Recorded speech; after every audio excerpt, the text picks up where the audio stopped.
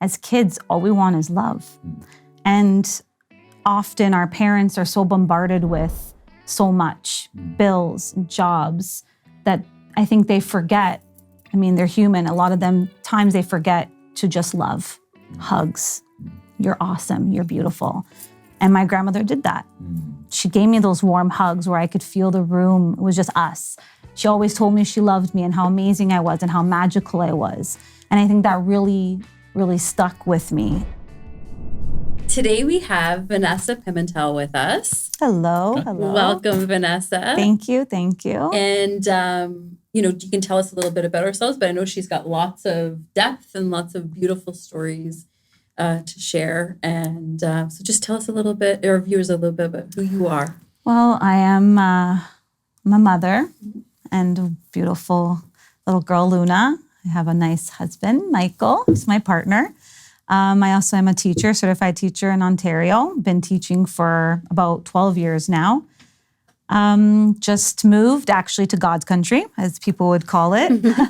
I moved to the Kawarthas, trying to live a little more sustainable, trying to learn from my neighbors and create community there. And it's been really beautiful. So thank you. You know what I always find in introductions? That When people give the introduction that I hear, it's like, that's not the person I want to meet. I want to meet the one before that person. I always look at that as the intro. Now I understand those why are I don't do roles and introductions. titles. Because Yeah. people give me introductions, I roles go, and titles. that's not who I'm interested Yeah. in. I want to know before that moment, before the teacher, before moving to Kawartha, right? So that's interesting. Now I'm trying to understand a little bit. But obviously when Trina was telling me about you've got a great journey, we were just talking about it in terms of Native women, right? And how they come together. And you talk about, the baggage and how we have to heal ourselves. All of this stuff is becoming pretty, it's becoming talked about more, maybe because nowadays media, it's like, hey, you got an Instagram account and you can create your 1 billion followers right off of that. So we live in a very, I think the times right now, we're very fortunate to have this kind of tech, this kind of opportunities. So I think we've never lived in a better time to be able to help one another. And you talk about moving somewhere to create a community, whereas, what if, some people can't move somewhere or are somewhere right now where their community from where they are needs to be you. How you said you were asking the universe for Trina? Yep. And they're asking for somebody like you. And you don't yourself even know this, right? You're sitting there. Do you ever feel because you asked for someone, do you ever feel like someone might be asking for you? You ever felt that way? I do. I think the problem is that confidence, right? We lack that a lot. And we feel that others can help us, but we can never help anyone else. Oh, but my journey is not as, it's not as in-depth as her journey. And why would people want to listen to me? But thinking about what you just said, it just clicked. And I said, yeah, people do probably want to hear my journey. People do want my help. And I love that you got that positive side of technology. I like that you said that this is the best time to be living because we can make those connections, right? And I like that you said that. I really do. Because we have conversations about the downside of technology. Right? So I'm really see thinking that about as well. That. Yeah, that's beautiful. Yeah, it's a good tool. It's a great tool. And we've got great people we're working with here, like Minwoo and Dee, and they're actually making it happen. And they know more about tech than I will ever want to know, but they make it look easy. And what's interesting is that through our just conversation here, there are people who I never imagined would hear, you're a teacher, right? And, sometimes you've got a student, you say something to them until you're blue in the face, but they didn't listen to that perspective. And then next year, by not listening to you, they go to some other place and they hear another perspective. And then they walk around that was genius. And you're like, well, I tried telling you, okay, just let it go, right? So that's why I appreciate your perspective, is because I think, there's a lot of people who it would resonate with, who, if you have this feeling, then it definitely exists. Yeah. And I don't think that it's some kind of chance feeling. Absolutely I exists. agree. And maybe that's the whole reason you went through this whole thing that you went through anyway. But I'd like to go further back, if that's okay. And sort of, we were just talking about where you were born and early like memories? Early Vanessa. Yeah, like remember So when I it was always- like simple, Yeah. right? When I was making mud pies in my grandmother's backyard. Okay, Yes, it was. go give me that mud pie story. The mud pie story. My grandmother was a beautiful woman. She helped raise me because my parents worked. I was born in Toronto, raised in Toronto, and she was a magical woman, very beautiful. And she always told me, "You are something special. You are something special."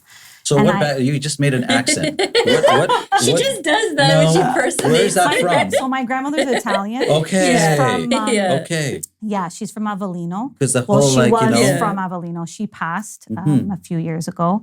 However, she was that helped me realize the magic that I had inside and the energy that I always felt when I was with her. And when I was on her street and people would look at me and say, "Oh, you're such an old soul, you 4 years old, 4-year-old little people were Vanessa." saying it to you. Oh yeah, I would be making bud pies in the backyard, and the neighbor would come and have this big conversation with me, and she would say, "Oh, you're such an old soul." So it really did stick with me because Really? I did feel like an old soul. I felt like, man, I think I've been here before. This energy. Stop. Really? Yeah, Yeah. I do. So you had people telling you this when you were 4 years old? 4 years old. Since I can remember. And I could remember there are times when I was 4 and 5 and having huge conversations with adults about life. What do you about mean?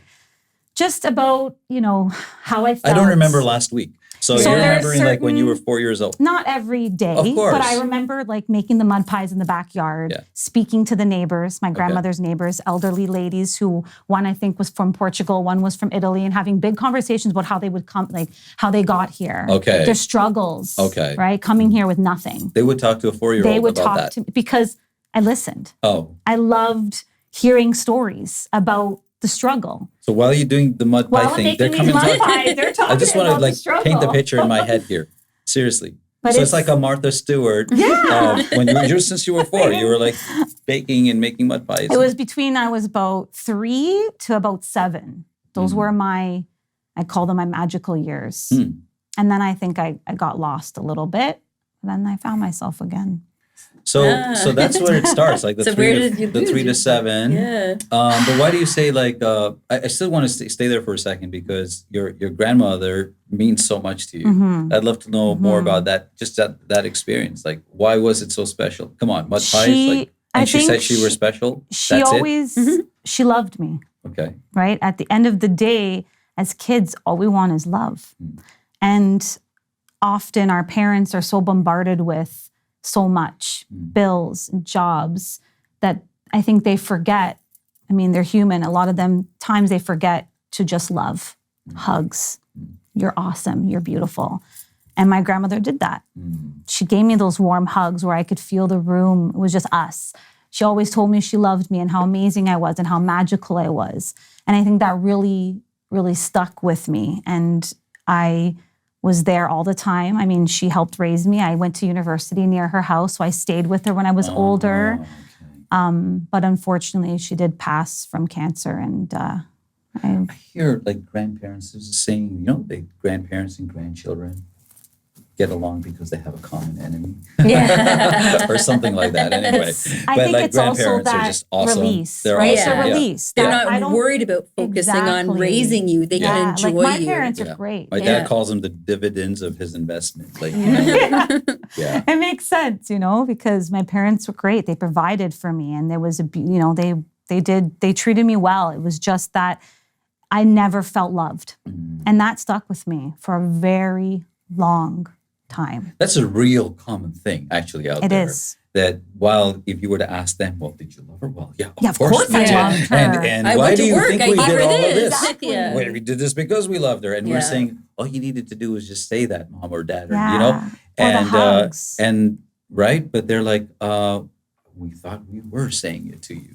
So we'll get to that later, but that's interesting. So that's where like the source of love starts, That right? was my your Yeah, source. my right? source was my grandmother. She was definitely my source of love. So it was, I was happy. So you're in a good place. You're 4, you're 7, you're moving on, you're growing up.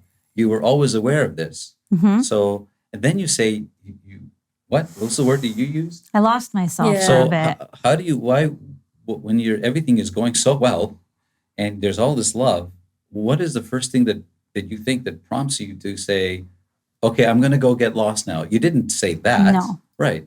I didn't want to get lost. I think it was, for me, my point was when she was diagnosed. That's when you were 7? No, sorry. I mean, when I was 7 is because I left. I wasn't living there anymore. My parents and I moved to the country. Okay, so it was I didn't get to see her. It was like as distance. much. Okay, it was a proximity However, thing. I want to say I was about 16 when she was diagnosed. Okay. And it was a very tough year when you lose someone who loves you so much, or losing someone and watching her suffer. But yeah, I would say about 15, 16 is when I started to go down. If it's okay with you, I want us to go back to when you were 7, because you used that as a line somewhere. You said that was the beginning. Was it just because that was when the proximity changed? I think the proximity was... so something beyond your control, yeah, like takes you away from your source. Interesting, right? And that's when you start school full time, right? Before it's kindergarten, you're only part-time, you're with your family.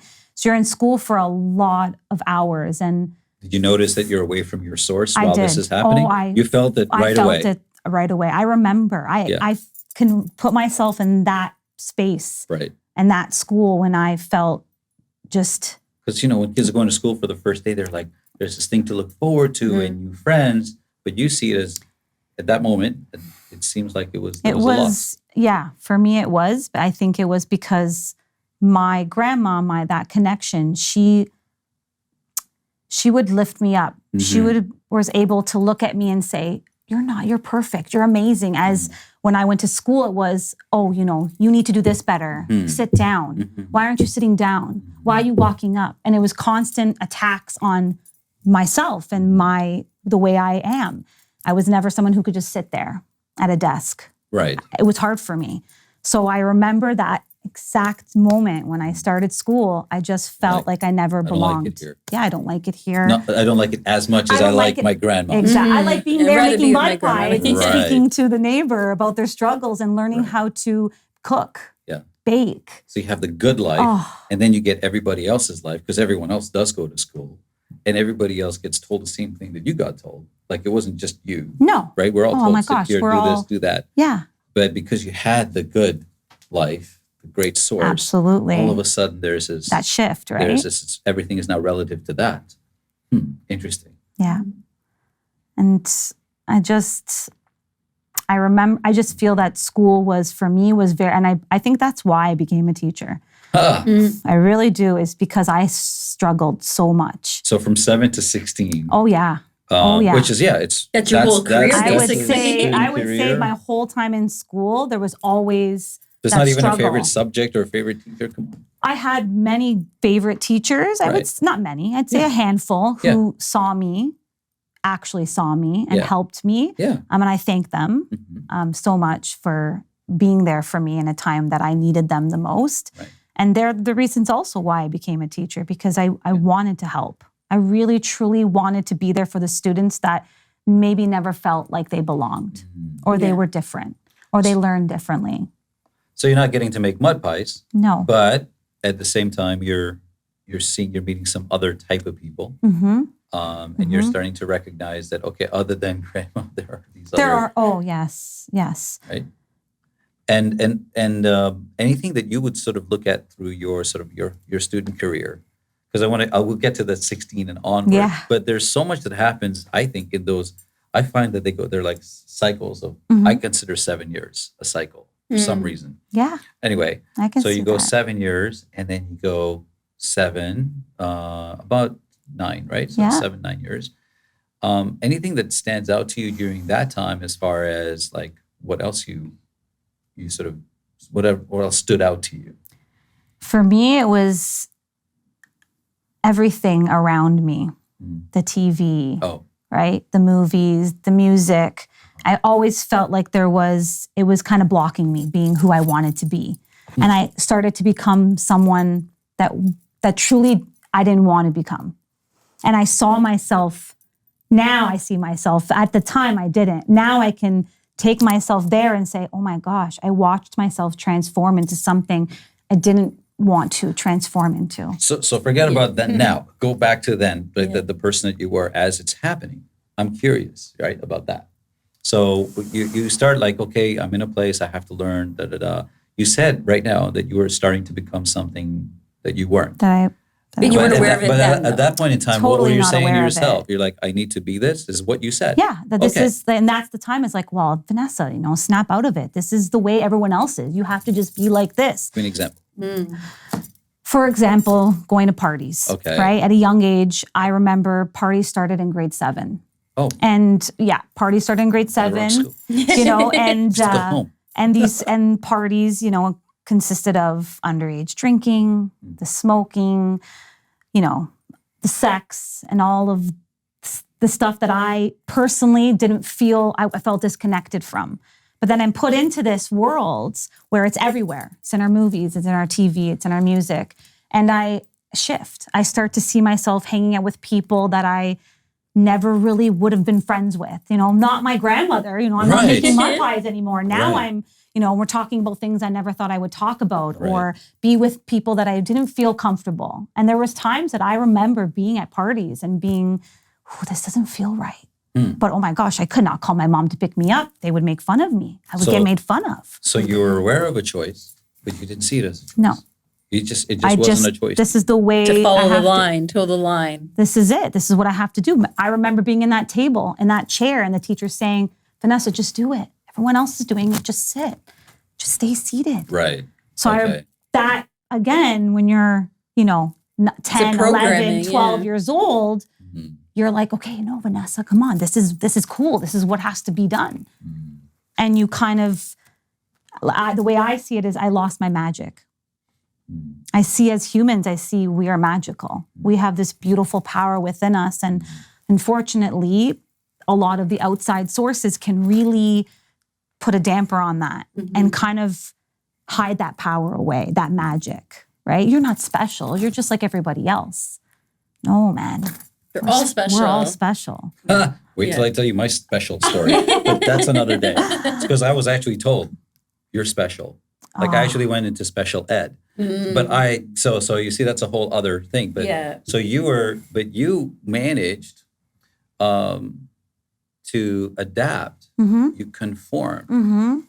I tried to conform and I sucked at it. So that kind of like, all right. So like I was out of that. You got invited to the party. I did. Okay. I did. So you were one of the cool kids. I was popular. And had all the cool friends. Yeah. I'm going to do the cool friends because now I realize that wasn't the cool friends. But at the time, I was it. It was Vanessa. You're it. I was it. It was amazing. And so that never felt bad, did it? At the time, no. Felt great. It felt amazing. So, but when I went home, it didn't feel good.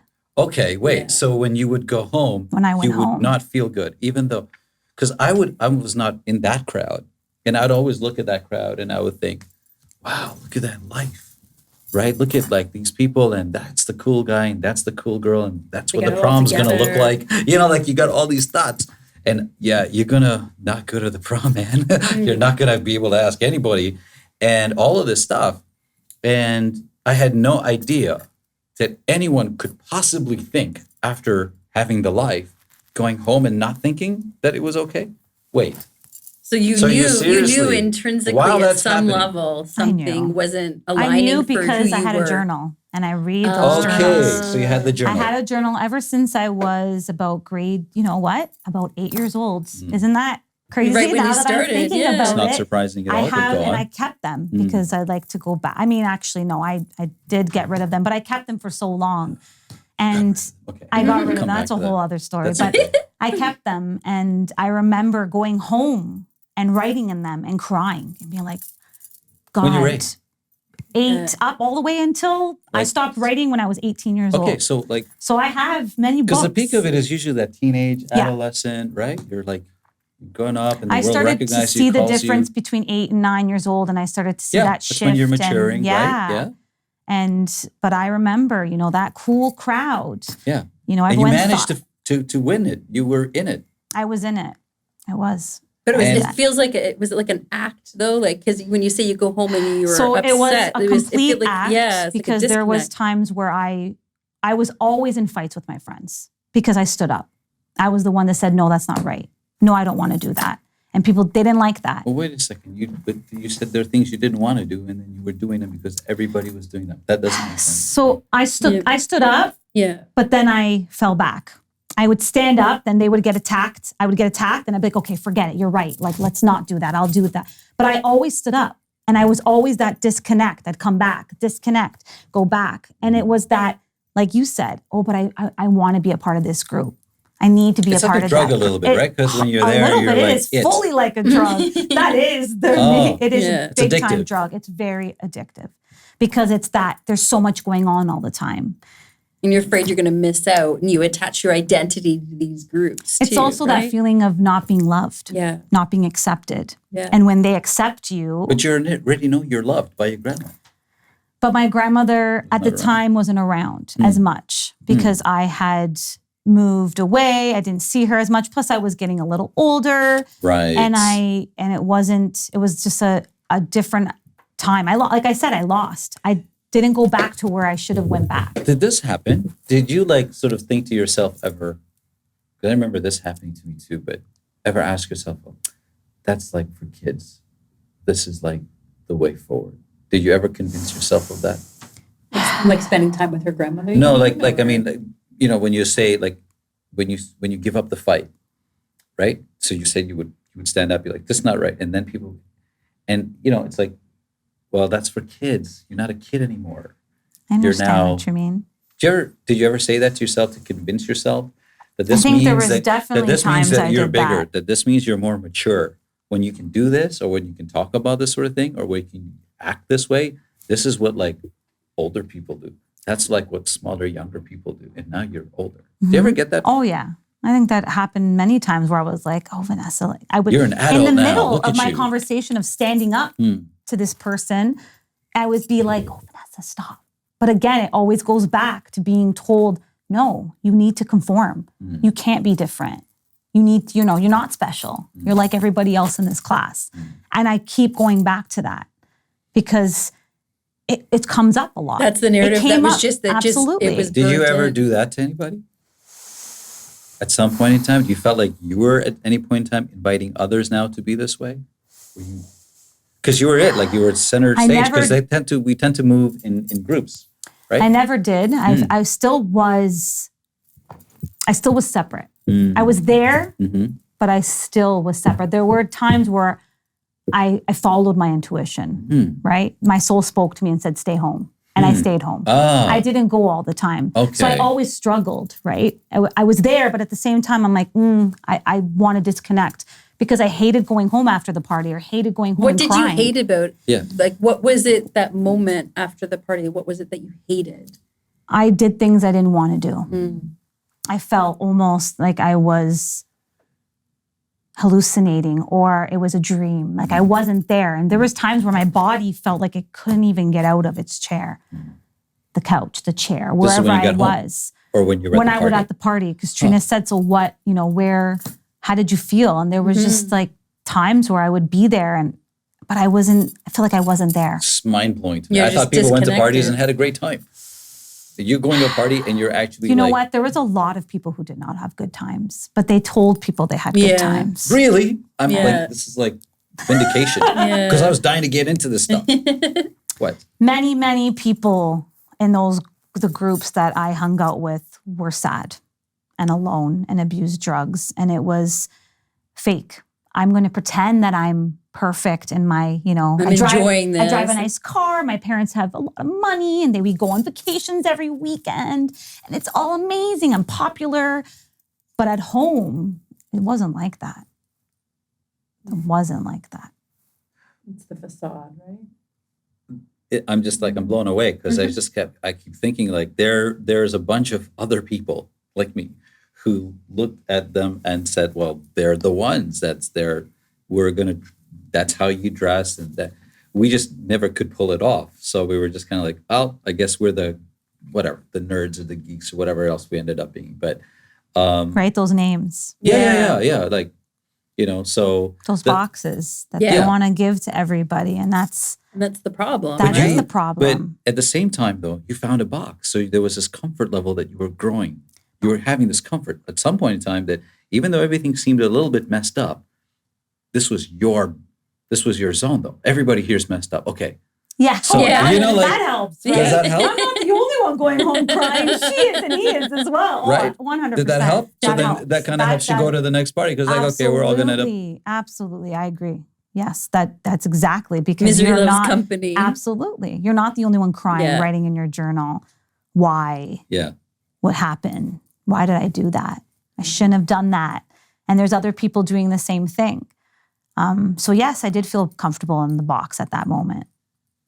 And that's a story of so many sort of circumstances, not just for children, but so many. Oh, so But I many. think this is Yeah. like We super all get caught powerful up for in kids it. as well, because a lot of times when we're going through it as kids, I don't know if there are actually any groups out there that kids actually get together where they go, yeah, you know what, this is fake. We should stop. Yeah. Yeah, Like there's nothing like that that I've heard of. No. So here you are, like to that kid saying, yeah, no, I'm the cool one. I'm cool. And no, I'm not cool. Like, but you know, you were waving the flag. You're the champion of the cool kids, right? And you go home and you're doing this. So you right there, it tells me that you see like two sides to yourself. There's this like you're polarizing already. You're on the inside breaking down. Oh yeah, but completely. You're on the like, outside. I'm a you're full holding it put together, right? You know, got good grades, did well. That's pretty stressful. Oh yeah, right? Lots of stress. That's interesting to me actually because it's funny how like we all do this all the time. I see it all the time, not just with kids, and the pressure is there on kids, but I feel like there's that kind of pressure on so many of us. Well, and just in hearing what you guys are saying too is the thing that popped up for me was at a young age. Not all kids. Some kids are aware of it, and I was one of them too. The same as you were. Cool kids? I was one of the cool kids, but I was also one of the kids that went through. Like, remember, I was living the duality. Yeah, right, the duality. The duality of like on the bad path and on the great path, like great grades, you know, got the clothes, got this, got things figured out, you know, all the optics. And then I'm falling apart, absolutely falling apart over here. How were your grades? Her grades were good. So you guys were smart and cool. Like, oh my God. But I think what the issue is that even in adulthood, and I've gone through this again as an adult, because lessons will keep showing up in different ways until you learn them. Yes. And what I realized is with adult friendships or relationships or family, it could be anything, whatever you circle yourself with, if it doesn't align with who you are and what she calls her magic, right? Her inner magic. It's going to deplete you. 100%. And we hold on to these relationships, and because we want to, you know, we have a social structure, we have a professional obligation, or we've been this person's friend for so long, how do you not be their friend anymore? And so that's what piques my interest the most, is because it's okay to disinvite things that don't align. And we're not always taught that. To do that, we're not taught to reflect internally, to explore, to understand, okay, what do I value? What do I value? And it's not about quantity, it's not about quantity of friends, because in the high school frame, it's about quantity. It's totally about quantity. It's a numbers game. Yeah. But it's about authenticity and bringing what aligns with you, because if you're living in this toxicity, like what you're describing, which I've been through that world as well. Apparently thriving in this toxicity. Thriving and drowning simultaneously. Right? Oh, absolutely. And it is exhausting, and the body will eventually break down. It's just... So I read somewhere, it says like, you know, as you were saying it, you're nodding your head like, and it's this, what you said, I read a line somewhere that says you should listen to the signs in the universe before you should listen to the universe before it starts screaming. Or something like that. And so we'll get to your screaming part later. Amazing. But you said, she was saying there were signs. You were nodding your head. So what were the signs? Like she said, it's that digging deep, feeling that soul. It's like that hot stove. You know it's hot. You see the sign. It's red. But you touch it anyway because you want to know how that feels. Okay. Thank you for describing it. But what I want to know is the actual sign that you saw while you were there.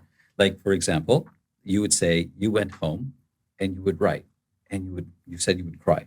Absolutely. My release. But then you would go right back and you would do it again. Because so I wasn't cycle? listening. I wasn't listening to myself. I wasn't breaking no cycle. I kept going with it because at the time it felt good. it felt good. It felt good. What part felt good? The popularity part. The people wanting to be your friend, right? Because you've been loved so deeply. Now you're trying to fill that void. Absolutely. You think? That's exactly it. You fill the void with whatever that is, whatever's giving you attention. And that night might not always be good. And it wasn't for me. Negative attention, still attention. It was still attention. That's why students who are pegged as, bad or whatever behavior, why do they cause the troubles that they do? Because they just want to be loved. Hey, it's me. Right. Pay attention, see me. And for me, I'm going to school, I'm this loved person. Right. But when I go home, I know it's not me. That's not me. I am not being authentically Vanessa. I'm being what I am told to be. And when what you try to be, avatar you kind of create it for yourself. And when I try to be authentic, I get just attacked. Always. And that's where I had that struggle where, okay, I can't be authentic, Vanessa, because I'm going to be attacked. I cannot be loved. Oh my gosh, I'm going to be alone. Who's going to love me? So the ostracizing,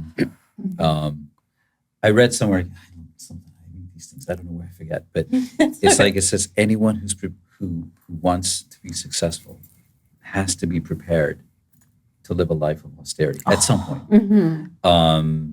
But it's interesting because that's the hook, right? The very thing that we seek, which is love, that we get a version of here, we take. And you talk about it being a way lower quality and all that stuff, but we take it. And then we fill as much of it into this cup as we can. Yet it's not enough because it's not even real. It's not real love. These people are just like living this shallow, fake life. It's very transactional. Yes. Yeah. Transactional. I like use that word. Transactional. A lot. I use it. It's interesting that you said that. But anyway, so we're so I love that you're going through this here and you're all aware of this at this young age. So you're smart enough to know what's going on. Yep. And you kept on going. And I then kept on going. Now we're at like 14, 15, 16. Kept going. And you've been there, done that. Been there, done that. Okay. And then grandmother gets diagnosed. So there's the universe saying something to you now. Oh, 100%. You think so? I do, but I didn't listen. Oh. I didn't listen. I allowed her sickness to take control of my emotions. I allowed that. I became angry. I became so angry. Why would you be angry that your grandma? Why her? Why her?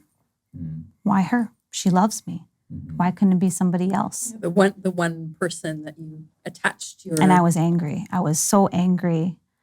And there was a lot of family fighting going on at the time, which angered me even more. How can we fight? Grandma's dying. How can we fight? And it went on for about 10 years. But it's a coping mechanism it is. Sometimes with people. You call it what? Maladaptive? Yeah. I learned so much from her from these cool words. I know. Like maladaptive. I use that now sometimes. Do you? Yeah, it sounds so smart. So it's maladaptive. I might not use it in context, but I sound really smart when I use It's it. maladaptive. But did I use it right here? Not really, but I'll give you I don't want to say anything, but yeah. Okay, fine. Yeah. So that was not maladaptive behavior that they're fighting over the grandmother dying? It's more of they lack control over what's happening. Absolutely. So people will turn to fight or they'll turn to like withdraw and like disassociate from people. So it's more of not having the skills to be able to manage the big emotions and the big problems that come with an ailing parent or an ailing grandparent. And then rather than look internally at their own discomfort and what they're going through and how that manifests in their behaviors and thoughts, actions, and words, you're the problem. Absolutely. You always, you never. And that's what you see happen in families. It's a lot of projection. It's right? all projection. It's a lot of, yeah. I know I'm suffering, but I'm just going to turn it into something else, as opposed to saying, listen, I'm sad. So you're this 16-year-old kid. 16. You're popular. Popular. You're living like a decent life, Yep. like, you know, like I know, suburban. absolutely. My parents, they did, they worked hard. They didn't always have everything, but they worked hard. Right. And I was, my And you got a parents gave me what I grandma that loves needed. you all this time. My grandmother who What a loved me. beautiful, Beautiful life. Okay. But So there's a little friction going on, Mhm. but what happens is obviously it's a big deal because she's the matriarch, Mhm. right? She is like the one that holds everybody together, Absolutely. and she carries all of this on her, and it's her pleasure to serve, right? To do this for her family, but maybe leads her to now this sort of phase that she's at, and now you're angry.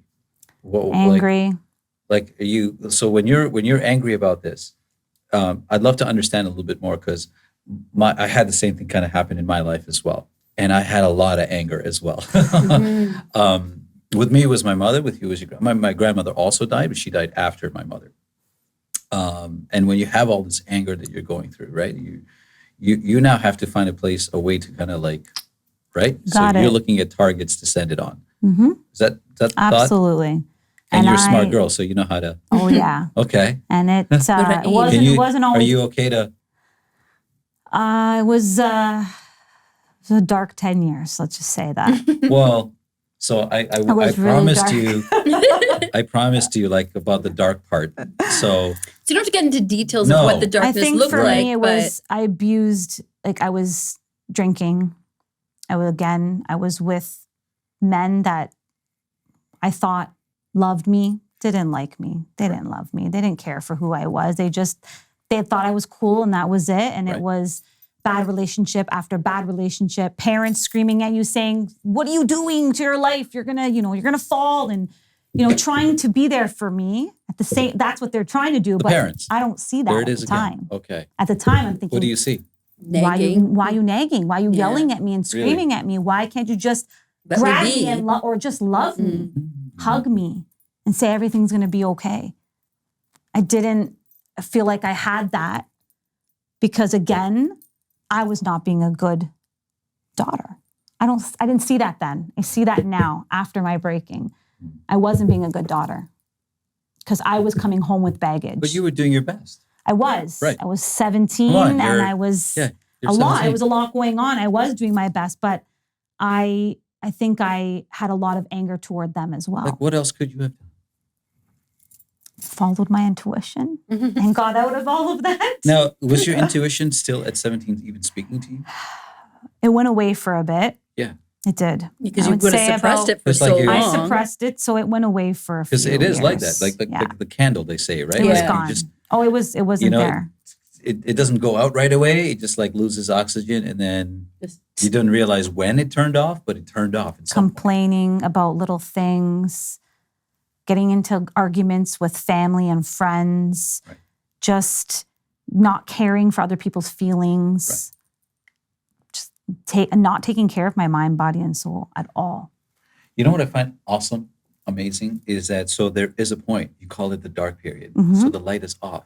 The lights But what are I think off. is so cool is today we're talking to you and the light is bright Oh, as it's ever. so So I bright. can't wait to get to the It's all so from there bright. to there. But that's the point, is that you start from a point that's very bright, like Mhm. the mud pie. The magic. I won't forget about the mud pie and the old soul, right? Mm. Old soul. So you start the out with the mud magic. pie, then you go into this.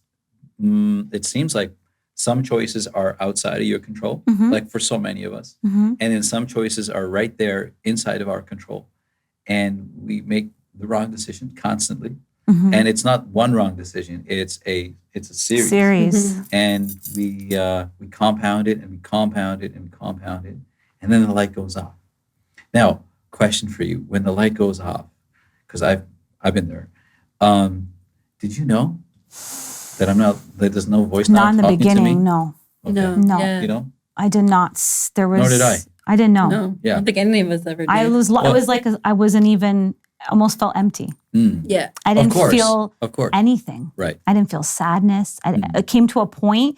It didn't happen until my grandmother actually passed. Okay. Is when so for 10 years I watched her suffer. I just didn't do what I should.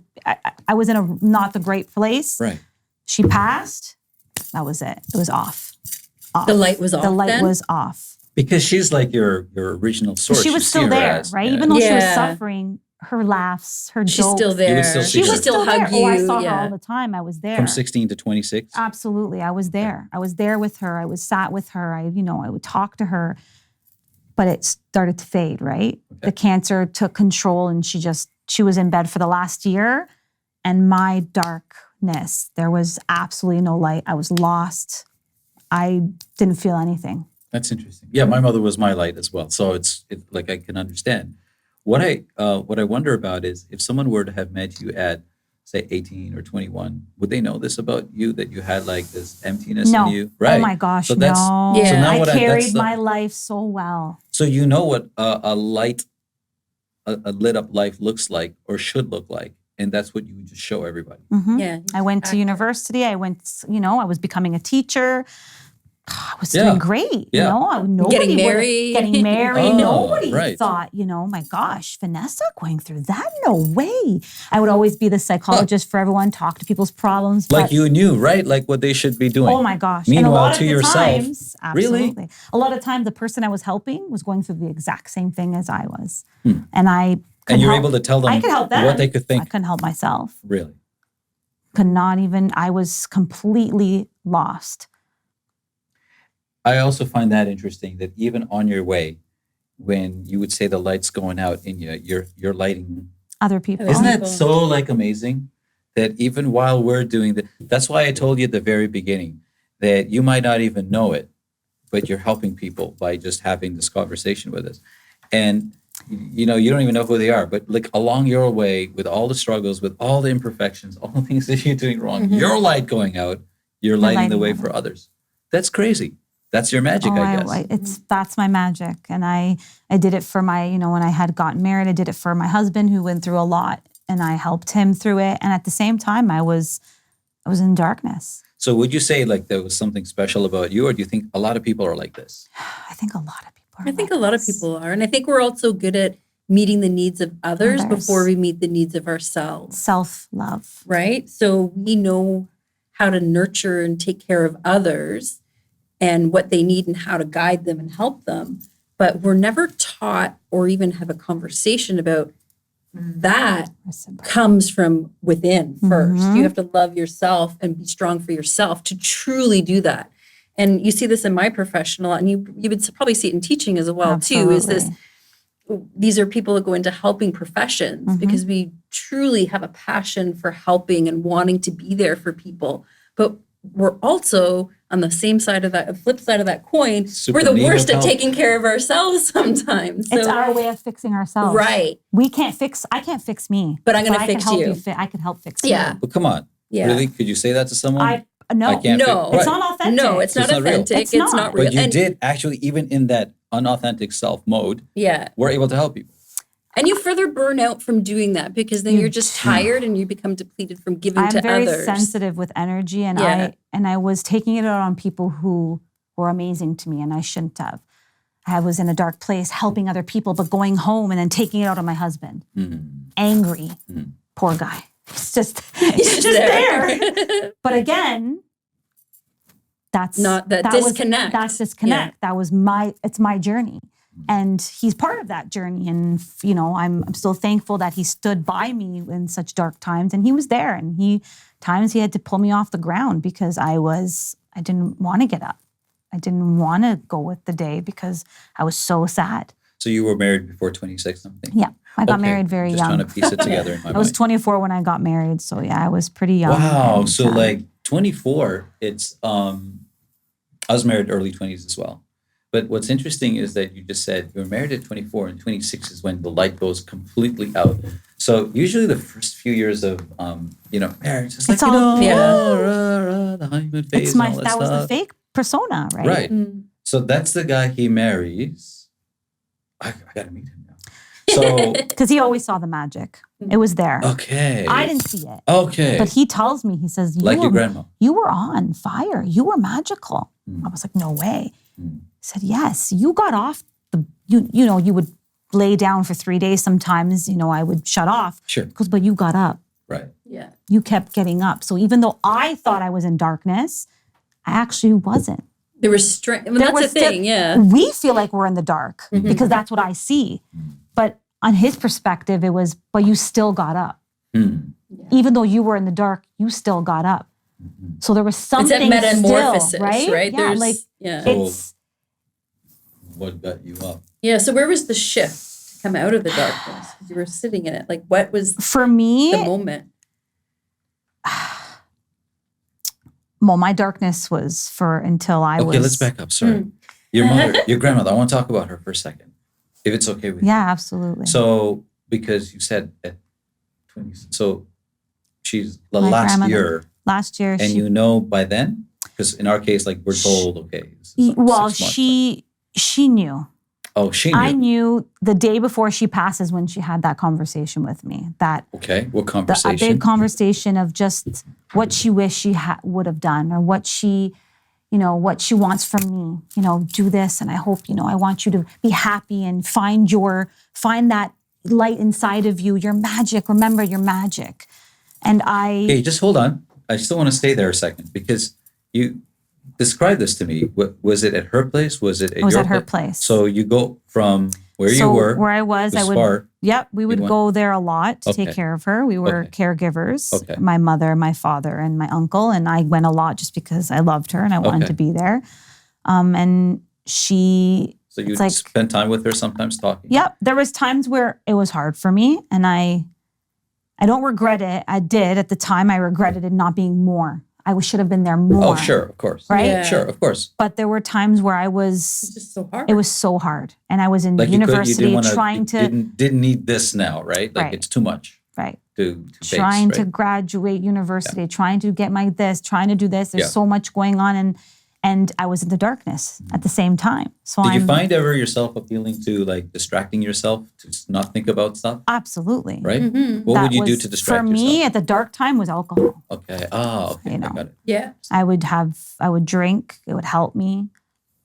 Well, I thought it was Right, of helping. Yeah. course. That's But it the wasn't. that's the point It brought of it. me to my breaking point. Okay. I wasn't taking care of myself. So that's like a brewing storm, and your grandmother's getting sicker and sicker, and you're aware. Of I'm this. aware that she's going to pass. You see like an end coming, Oh, yeah. right? And that's what you just don't want to talk Her about right now. You don't want that to last see. conversation, I knew she was going to pass within the next day or two. Right. I felt it.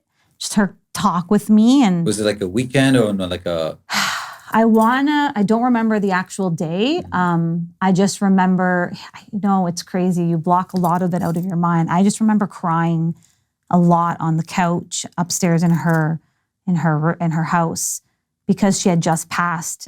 And all I could think about is the conversation that we had and what I was going to do with this conversation. But again, I pushed it away. That was my sign. The universe was giving me a sign. Wake up. Get out. You can do this. And I did not listen. And I went further down, deep, where I shut everybody out. I didn't talk to my husband. My parents and I was a little bit here and there, but it's a dark time. And I would go out a lot, drank a lot, didn't take care of myself. I don't even think I drank water for days. Mm-hmm. So the conversation that you had with your grandmother, like this is the game changer. The conversation that happened with my grandmother turned out that 6 months after that, I was diagnosed with breast cancer. Can you share what you had in that conversation? I'm so intrigued by it. But if you can, There's some things I don't know if I could share, but her treatment, everything about her treatment, everything that happened within the 10 years, her seeing my darkness, she saw. And she almost said, Vanessa, wake up. Like, this is it. How did she say that? Exactly like that. She spoke in Italian, but she was saying, wake up. This is for you. This is your time to wake up.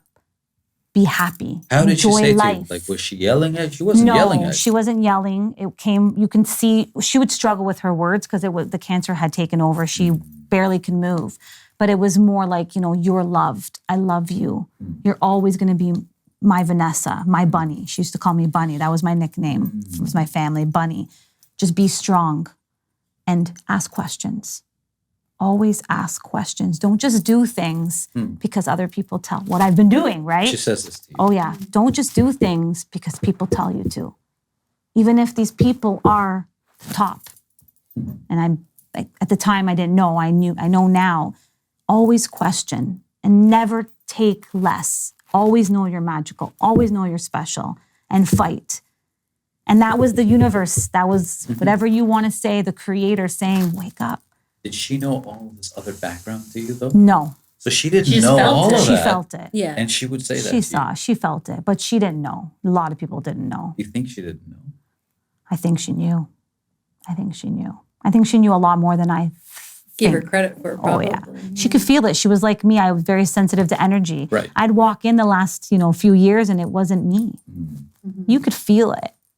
I walk in a room, I try brighten up that room, but I wasn't doing that. And she saw you that. To ask questions. Ask questions, be courageous, be you, be magical Vanessa. And again, always think critically. In her, I mean, in her ways of saying it, Tell me her way of saying it. This is what I'm she's saying it in Italian. She's saying in Italian. It's very hard when you're translating. Oh, I'm not very good at speaking. I can understand I just want to feel the moment. It was just like she just said, I mean, she swore a couple times. That's what makes it real, right? She had it, don't listen to those people if they tell you this and you do that. And she knew, she goes, I know you, and you I worry. She always said, I worry about you. I worry about you. And that ended when she, the next day, I wasn't there when she took her last breath. I went after. And I thought, man, what does she mean? She worries about me. What's going to happen? You start to think. But I didn't listen. I went dark, deep, deep, deep to the point where it was, I don't even think I slept. There was days I wouldn't sleep. I'd be up for 3-4 days. Adrenaline, caffeine, Red Bulls, whatever would give me energy, right? I always wanted to chase, right? I wanted that thrill. Like I wanted to do this, I want to do that. I would get lots of tattoos because of that feeling. And there was that feeling behind when you get a tattoo. It was like this adrenaline rush. Really? Absolutely. Yeah. Absolutely. And then you're just constantly, it sounds like you're, and correct me if I'm wrong, like you're masking what you're feeling through behaviors and external ventures. Going out, partying, drinking, staying up all night. You're married at this point? Yep. Okay. Yep. So what's interesting to me is that there's no shortage of stuff like that. No. Isn't that interesting? Like there's always, it's easy to access. It's plentiful. And it's socially encouraged. It's socially encouraged, my friends. Yeah. And that's the hard part. Is great marketing, gotta say. You give it to them for that, right? Yeah, they nailed it that way. You do. But it's out there and it's the answer's not in a bottle. Many of alcoholics I've heard say that. The answer is not in I drank as many bottles as I could to look to that bottom for the answer. Where's but the answer? It ain't in the bottle. It's a snow cookie. Yeah. That's interesting. Yeah. I mean, for me, it was like, it's forbidden to me to drink, but I mean, so I just like, it was one of those things. So I never got to experience that. But I mean, I think it should be forbidden for a lot of us. I'm just saying. But so I can't relate to that. So I'm just trying to understand it because from those who I hear it from, it's a magnet. What's amazing to me in your situation is and that's what I want to start getting to next was how you gain control again and how you start to break that cycle. Because what I've learned in my bad habits is that's the hardest thing to break. Forget good habits. Yeah. The bad habits are like the worst. So you're now stuck and it's spiraling. And it spirals faster and faster and faster. And the thing of it and too then you go, is even if something's bad for us or uncomfortable or we're not getting the rewards or what we need from it, we find comfort in it because it's familiar. Right. So even if it is a bad habit, we find comfort in the familiarity of the bad habit. I think it's also the accepting part. You're accepted. Yeah. Right. You're drinking your problems away. It feels good. And you're craving attention and you get attention that you shouldn't be getting attention from. And it's just this, love me. I'm here. Love me. This bottle loves me. This loves me. This cigarette loves me. And not taking care of myself, not eating well. That was big thing. I wasn't eating properly. I wasn't eating. There was days I wouldn't eat. So I thought, hey, I'm skinny, feel great. Yeah. Sure, I'm pride. And the world will tell you, like, you're skinny. Yeah, and there's I a was value. doing amazing, Yeah. right? I fit into awesome skinny jeans. I looked great. Yeah. People down the street would whistle. Yeah. Look how beautiful you are. Right. But I didn't feel beautiful. Felt horrible. But all of that continues to be like this magnet, right? Actually, so when I talk to some people, just as friends or whatever, she's the expert, but we would just talk as friends, right? And obviously you're a great friend to people. But the point is that I would say, because I was trying to get myself to understand that I was actually in control. And so what I would say, I don't know if this is right or not, but I would say, you're so powerful that when you create it, like where you are, I always say, where you are is a result of choices you've made. Oh, yeah. That means you chose to be here. Knowingly, unknowingly, you are so smart, you are so powerful that when you created the state of yourself, you actually created locks on doors and you actually found ways to anchor yourself. So then when you want to get out from your present self, your past self knew that you would want to do this and found ways to lock you in so that you can start understanding that it's not somebody else. It's not some bottle, but it's actually an old version of you. That's all you're up against. And that's all you got to be. That's it. It's actually you who put you here. And you are so smart that you locked yourself in. You convinced yourself. And you locked it in. And you threw, like, you're like, I know you, and I'm not going to let you out because this is the one. Because this is the one I'm choosing. Like, that's how powerful we are when we make a choice. This is why I say we're magical. It had to happen I see it that like way. that. And then at some point in time, because then comes the ownership part that, oh, wait, this is my decision. I can own, and then things happen after that. But so back to you though, like, so you're in this dark place that, like, when does it start like shifting on you? Just like when you were like, remember when you were 4 and 7, you found a shift. So now when you're here, 26. I didn't find it. What? It didn't, I wasn't waking up. I didn't look at any of the signs. There was plenty of signs, and I pushed them away while I had my cigarette, crying my eyes out that, why is this happening? Right. And I remember exactly, I was living in Toronto. I was on my balcony, and it was, I would say maybe a week before I was diagnosed. And I'm on the balcony and I'm crying. And I got a cigarette, so a smoker, a smoke in my hand, and I'm crying and saying, just give me a sign. What am I need your help. Creator, universe, I need your help because I'm not doing well with my life.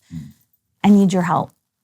And crazy enough, a week later, I was sitting in a doctor's chair being diagnosed with breast cancer. And you go, thanks. Thank you. now There's a message. This is going to make it all better? Oh, really? yeah, it was. Oh my God. Yeah. Wow. I mean, now, I thank the creator. I thank the universe for sitting in that chair and being diagnosed because. What? Seriously? Yeah. But So that when was you're your saying- rock bottom. That though. was that my was your breaking. rock Wait, when you bottom, were yeah. there, when you got your news, did I was alone. yeah, but then at that moment, By are you saying thank you, or are you No. saying now this? Why me? Right. Why again? So- Why me? My grandmother just died 6 months ago. Give me a break. Right. Are you kidding me? Right. Like, really? And So it's still not occurring to you at this point.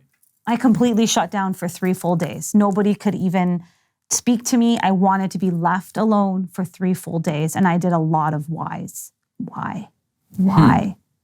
How come? Why is this happening? The questions, why is this happening? What if? What if, did I cause this? Mm-hmm. I did. I talked to myself and said, did I cause this? I didn't listen. I wasn't taking care of myself. Of course, this is going to happen. And then after the 3rd day, it was like, well, come on, get up. What are you doing? Right? It's that 3 days of hitting the braking where you realize, no, this is the sign that you asked for. You asked for this. And then I read back all my journals. I asked for it all the time. My journals, please, universe, give me the sign on what I need to do in my life. Be there. I don't, help me. And it's like the universe was trying this whole time. and I locked just weren't myself up. listening. I wasn't, but I had to, right? I had to get that breaking point to have this light. I feel like I'm walking in this light all the time. Why? Because of that breaking point where I say I died and came back. That's how what I feel like. That version of you died. Yeah. Oh yeah, the version of that non-magical person completely died. Because a lot of people, I think even sometimes there's a parallel universe they can start there too, where you lock yourself up and you don't ask why. Absolutely. And you don't think you go another way. Absolutely. If my grandmother hadn't had that conversation with me, I don't know if I would have fought. I might have given up, made fear take control of me. And a lot of times that's where it goes with cancer. It's the fear, right? That fear. You're told you have cancer. That C word is like, whoa. Yeah. Whoa. And I remember in that chair feeling that way until I had to say, whoa, whoa, whoa. You remember Grandma said, ask questions, fight, keep going. This is it. This is it, Vanessa. You got to fight. You are not dying. Absolutely not. I told myself I was not going to die. I will do anything to make sure I fight. And I always said I wanted to help other people. I want to help other people get through this because it can get dark. Yeah. Oh, yeah. That word is it's a scary word. Every one of us have had an experience with it, right? Yeah. Whether Well, yeah, with ourselves family, or family, ourselves. like some of us, yeah. And it was within that moment, I remember being on the bed and just looking out. I was living in Toronto at the time, looking out on my balcony in the bed, seeing this window, and it was raining. I'll never forget, it was raining. It was just torrential downpour. And I said, Which is another form of blessing. right? Exactly. Anyway. Oh, I know. And I said, oh my gosh, I got to get out of this bed. Because if I don't get out of this bed today, I'm probably not going to survive this. It was like that day, that one day That was, moment. if I don't get out of this bed, what's going to happen? Will I end up like my grandmother? You know? Yeah. What- Well, because you what can will- see your future when you hit that bottom sometimes. Oh, It's absolutely. It's like You see yourself, you right? see years and flashes of what could be when you've hit that bottom. And you're like, oh, that's what this feels like, or that's where this could go. But like when my blueberry incident, right? Yeah. Right, yeah, right? yeah, But yeah. that's it, I right? couldn't physically get off the ground, but you're like, that's where you make the choice. Made that choice Yeah. that third day. It was raining. I remember my husband was working. It was by myself in my apartment.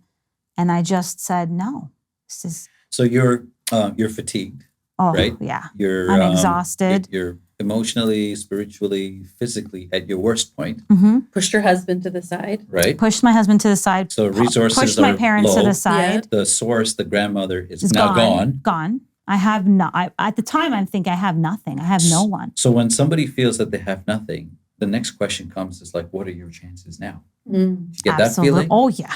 So That was my second day. because That was the second day. But it's true. I had those days, right? That second day was, whoa, what am I going to do? I have no one. I pushed everyone there's away. There's no way out, There's no way. Exactly. How am I going to fight? Who's going to fight alongside with me? right? Can't do this alone. Okay, Little me, little mud pie Vanessa. Who's Yeah. going to do this alone? right? Shut down for the day. I still shut down for that day. Oh, Leave me okay. alone, everyone. I just Okay. want to be alone. Okay. Yeah. But then that third day with the rain, something, I don't know what it was. I heard my grandmother in my head, you're strong. You ask questions. Don't give up. And I thought, it clicked. She was prepping me. That was prep. She knew inside that I wasn't going to learn probably from that day and that this was going to happen. It's prepping. And I can't even explain that energy that I received that day where I just shot out of bed, literally jumped out of bed. And that was the very first day of me training for marathons. I trained that day. I said, I'm going to run. I'm just going to run. I don't know where I'm Were going to you go. a runner Forrest Gump. before? I never was a There runner it is. before. Wow. Never ran. I just walked. I loved walking. I said, I'm going to run. Got my running shoes on, got dressed. In the rain. In the rain. No, you Actually, didn't go out in the rain. I did go in the rain. It Come stopped on. raining, and I'll tell you the Yes. story. I lived on Lakeshore. Come on. Oh, I did. I was like, I'm going outside. I know, right? I was alone. I said, I'm going for this run. I don't know where I This was is going. like a Forrest Gump movie. Yeah. This Like, is I'm how going to it's run. I'm going to run. Because I remember I was teaching high school at the moment, and I was doing a spec ed class, and we were talking special education. We were talking about running. My favorite class. We were talking about running, and actually it was called Team Unbreakable. And it was That's crazy. How running helps mental health. And I remember saying, okay, running helps mental health. I'm going through a really hard time right now. I'm going to go run. And I ran down the lake shore. And when I got to the end, I remember just the sun just shining down. And I remember just bawling my face off right at Lakeshore by myself. People probably like, what is going on here? Crying and feeling this sense of power. Right. Ran back, and that was it. I started running. Helped me so much.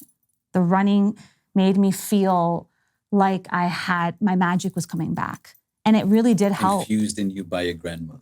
Absolutely. And not even just the thought of your grandmother. Just Forget the thought. like the presence of her physically.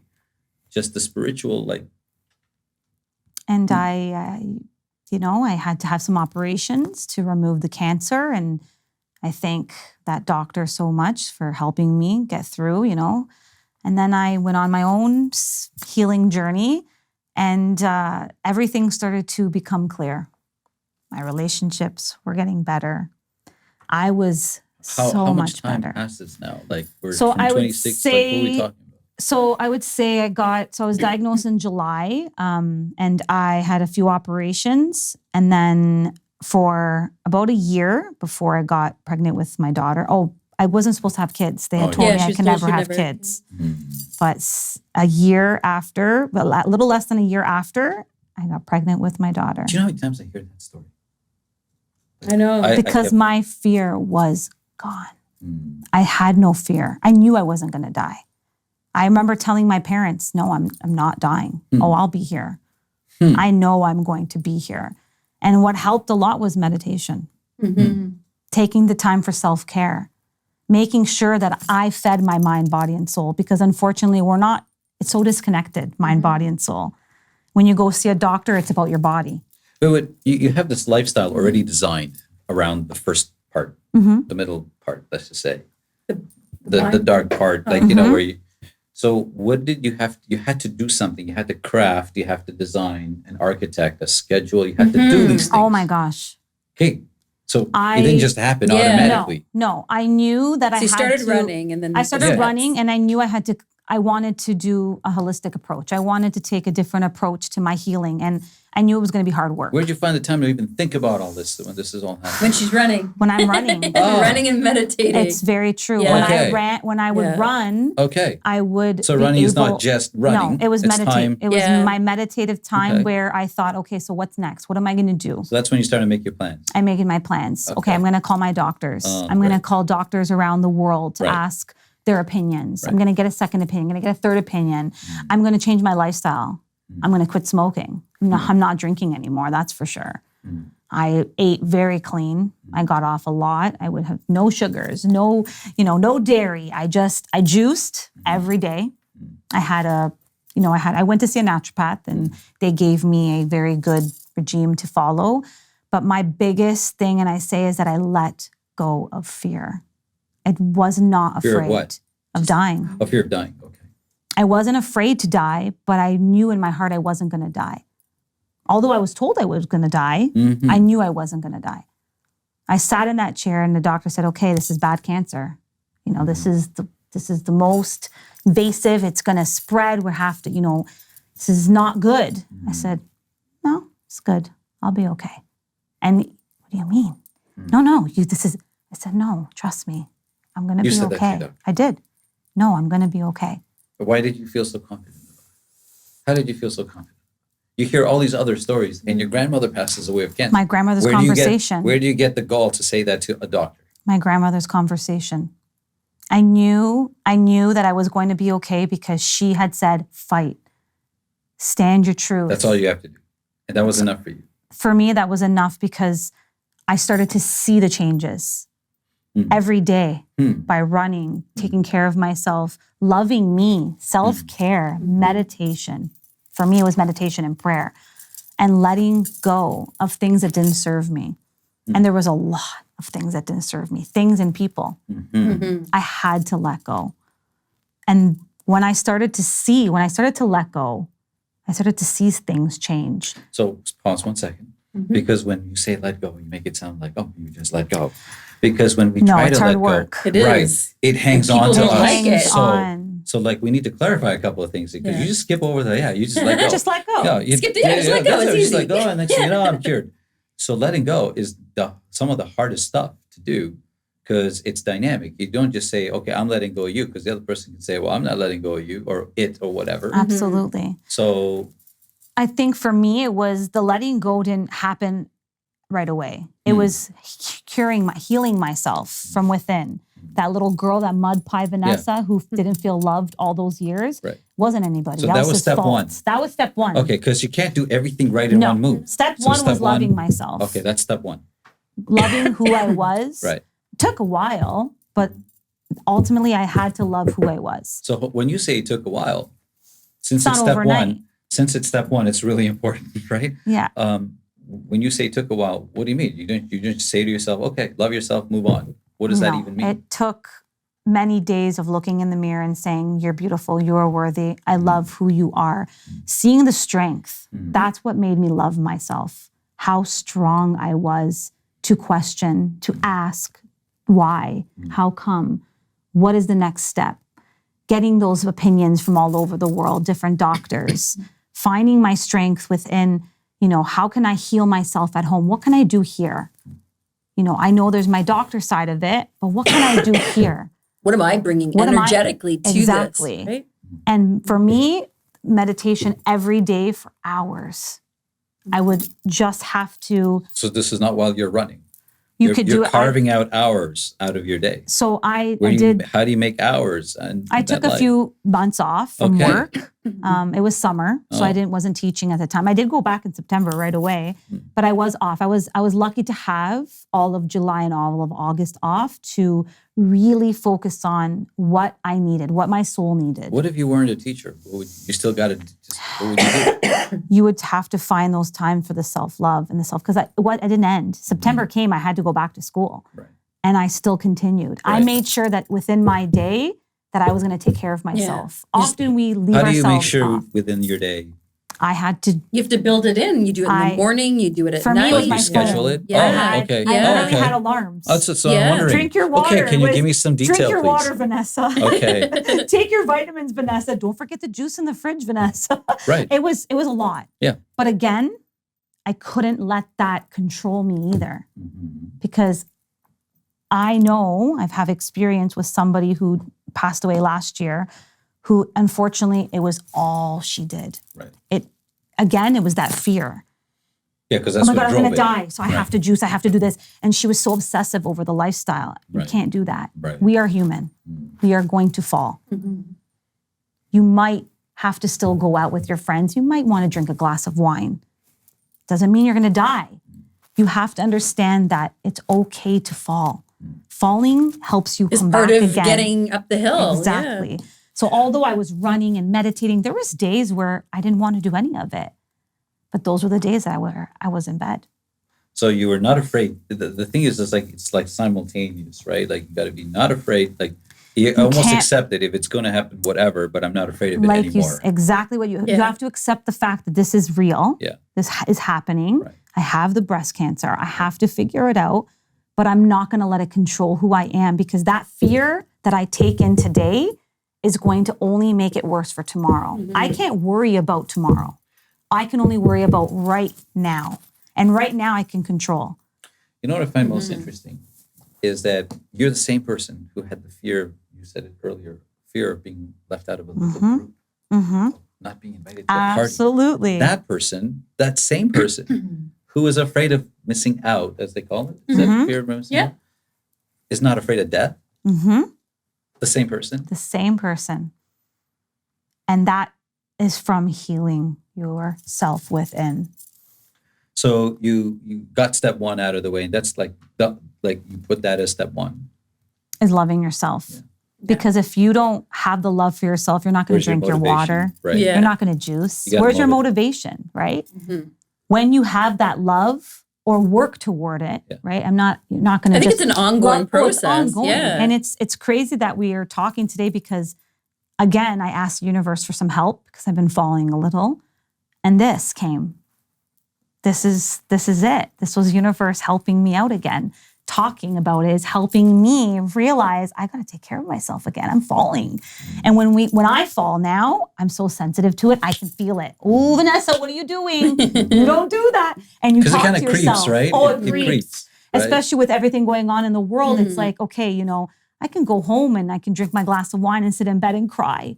Or I can say, snap out of it, and I can come here today and tell my story and hopefully help other people that are suffering or having that fear or that pain. And this is helping me. It really is. I feel blessed to share this space with all of you because it's that me asking the creator and the universe, please help me, I'm falling again. And then Trina called me, hey, you want to do a podcast about your journey? So now, I said, whoa. So now when the universe kind of gives you a sign, you're like, you're not going to wait. I'm not waiting. For it to scream at you. I'm not waiting for the cancer to come.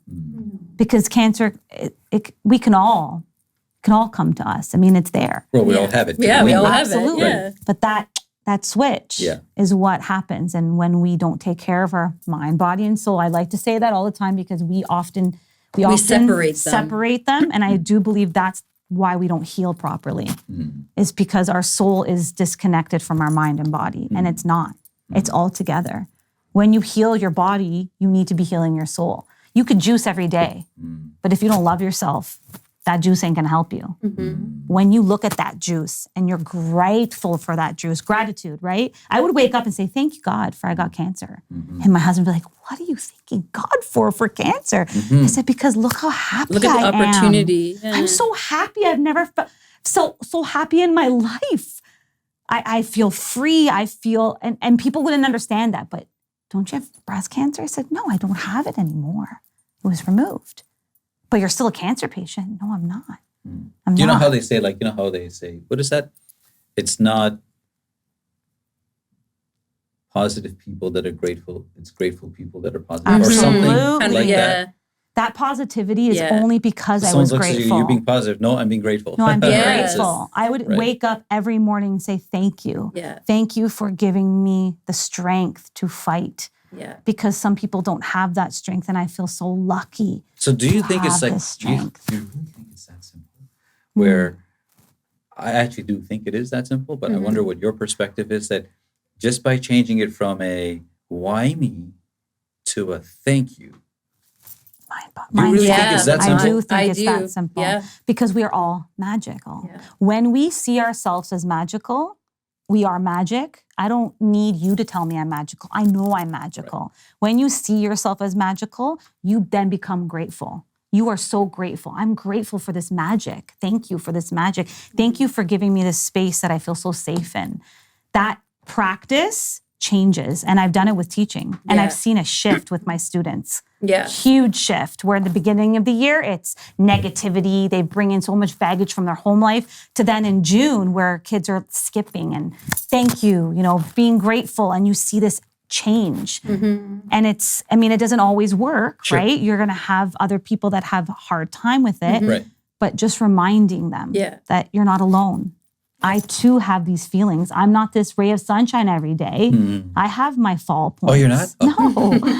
Shall I just talk to your husband? Yeah, okay. He'll tell you. Right. He will tell you. The sun ain't always there. He's definitely. You got to run to the end of Lakeshore, and it's over there somewhere. Okay, got it. But he, it's true. It's that, and he'll even vouch for me to say, yeah, she falls, but now my fall, I'm not there for very long. Yeah. I get up very quick. Why? Because it's constant work. And the longer you stay down too, or let yourself stay down, the longer you will stay down. Yeah. Right. And try not to feel sorry for yourself, because woe is me, I tell you, doesn't get you anywhere. Didn't get me anywhere, because everybody's going to have something. We all struggle. Yeah.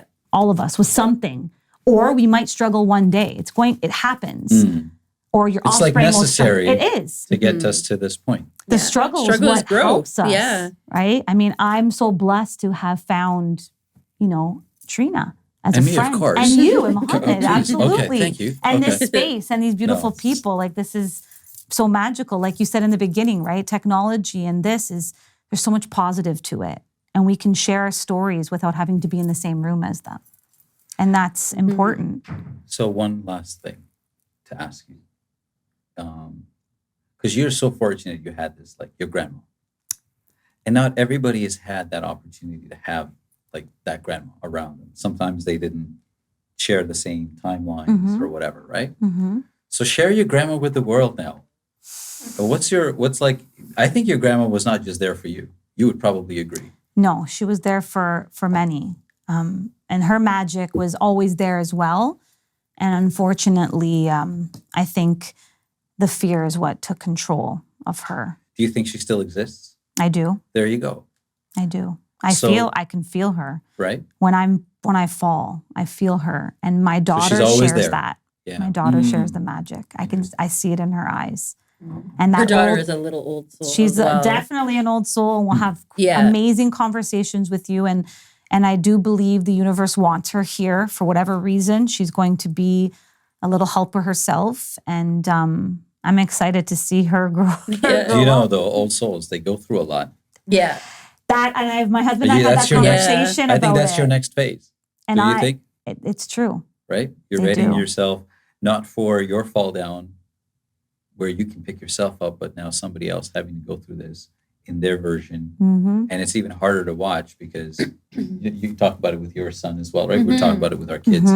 And you're now, that's your like kind of next opportunity. I think if we, that's going to be tough. Oh, it is. But I think the difference, if I can interject, is with her little one is her lessons that she's learned. I'm just focusing on the gratitude specifically. She's just she's 6, right? 6. You already see that in her. She reminds people about gratitude. When she sees energy shifting in a room, she's like, hey, let's all hold hands. Let's breathe. Let's meditate. This is a 6-year-old introducing these concepts. So what I love about the concept of introducing gratitude is it's contagious, right? Yes. Like it's already been a shining light with your daughter that way, is that she's out there doing that for other children and adults. Forget children. She does it for adults. But I think the shift is that I see with her little one with this kind of mindset coming in is that she looks at things through the lens of gratitude, not a lens of deficit. Yes. And I think that's the thing that's missing is we're always looking externally. We're always like, I don't have this, you have this, I'm not good at this, you're good at this. It's always comparing, right? We're always comparing our lifestyles, our thoughts, our feelings, and instead of just being grateful for what we feel and what we have. And I think a lot to do with that is also healing ourselves of our, I know many may not say it, but generational pain, right? Yeah. We hold on to a lot of pain from our mothers, our fathers, and that pain, it goes on to the next generation. And it will continue until you break that cycle. And I feel strongly that I'm breaking that cycle. There's a whole school of research behind that. Oh yeah, see, and it's there, and it's beautiful to see the shift. I can physically see this shift, and whenever I feel like I'm falling, I just say, okay, thank you for this feeling. And people, again, you're thanking for the feel. I'm thanking for this feeling because this feeling right now is going to help me even get higher. I'm going to be on top. Why? Because I understand that it's okay to fall. Feel that, feel it, and be grateful for it. Well, I totally agree with you because who was it? We were talking the other day and I was like, positivity is not for like sunny days. No. It's not like, I'm positive today. Yeah, today's a great day. Or gratitude is not for like when you got what you wanted. No. That's not gratitude. No. That's a reaction. Absolutely. Gratitude is a proactive move. So it's before it happens, which means in a situation like this to be grateful for. That is true gratitude. Absolutely. But would anything that you would trade to do differently from your past? Absolutely not. Come on. Really? All of it? All those. No, because then I won't be here. I wouldn't be here right now. Right. If I saw the light at 16, would I be here? Would I have fallen? Would the darkness come? I don't know. I think that our journeys are our journeys, and this had to have been my journey. I had to get locked up in the dark so that I could see the light. Unfortunately, people will say, fortunately, the cancer hit me when it did. Because I was able to give birth to a beautiful child.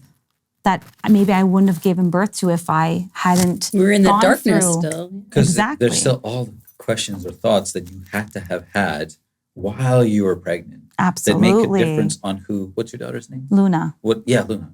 Interesting. You call her Luna. So, which is like light, isn't it? Moon. Or moon, right? Moon, like a yeah. lunar, Well, like lunar yeah. light. Yeah. Interesting. So, did you think that when you were naming her? I did. Okay. I gave birth to her on a full moon, Okay. and I love the. I just have a thing for the moon. Sure. But it's mostly because I mean it's our Elon light. Musk already has Mars. Yeah, so there you you got go. The moon. I got the moon. So got it. So, Well, the moon is the light, right? Right, At absolutely. the night, what lights our sky reflector, is right. the moon. And she has phases, just like we do. Mhm. We go through phases, but again, we come back, Mhm. right? She comes back full, Mhm. Oh, that's amazing. right? She comes back full. And that's what's beautiful about the moon is that she goes through phases, but she always comes back full and is so bright and so beautiful. I think we should have a conversation with her. Yeah. That would be fun. Eh? She's pretty I learn from remarkable. everybody, and I tell you, sometimes I work with a lot of kids too, and just it's amazing the things that they say in such a nonchalant, matter of fact, like, oh yeah, it's like comes right out It's of them, beautiful. Yeah. and it's so like genuine. The truth Yeah. bombs that Authentic. come out The of this truth child. bombs. Yeah. Oh, yeah. And It's it's great. always at the right time. Yeah. Mm. It's always at the right time. And she will say to me, oh, Nonna, which is grandma in Italian, Nonna heard us. Mm. So what do you mean? I feel her. But she never met her. Mhm. So it's crazy to hear her say things that way. And I said, wow, I feel it too. Or there would be times where we go to bed at night and the next morning she'll say, I dreamt about this and this. I dreamt about that too. They'll have so the I same do dreams. believe that Yeah. she and I were connected in some other life and we had to be together on this life, riding this wave and this side of history right now. I honestly think there are other people on that topic having the exact same dreams. Oh, yeah. As the two of you, and that's why I asked you to share your grandma with everybody, because I think sometimes for many of us, when we're there, we're just alone. Mm-hmm. We don't even feel our grandmas, right? So I'd love for you to share your grandma in the last word to everybody who would be listening. Her dirty fingers, always her dirty nails. Why? Because she was always in that garden. She loved everyone, always showed her love to her neighbors. If they were sick, she was there taking care of them. And even when she was dying, she was humble. It's okay, I'm okay. Well, how are you? So she would take herself, remove herself fully, not care about her pain, just to look at you and say, I love you. Are you okay? Be like, no, Nana, what about you? You're in pain, your stomach. Don't worry about me. I want to worry about you. How are you? And she, even right before that last year, she was still in the garden, picking her veggies and her fruit trees. And she said that was part of life, that we had to get our hands dirty. Because that love connection we have with the soil, the earth, is so beautiful. And she was the happiest when she was in her garden.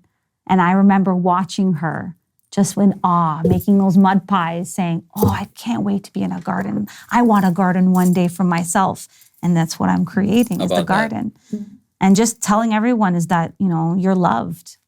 Even if you think you're not loved, some energy and higher power out there, they love Oh, you. Vanessa's grandma loves you. My Yeah. grandmother So that's a definitely big loves deal. you. And she's up there making her pasta and telling you, you better get ready for the pasta because I'm going to feed you even if you're not hungry. Yeah. I love it. I love it. And so much love.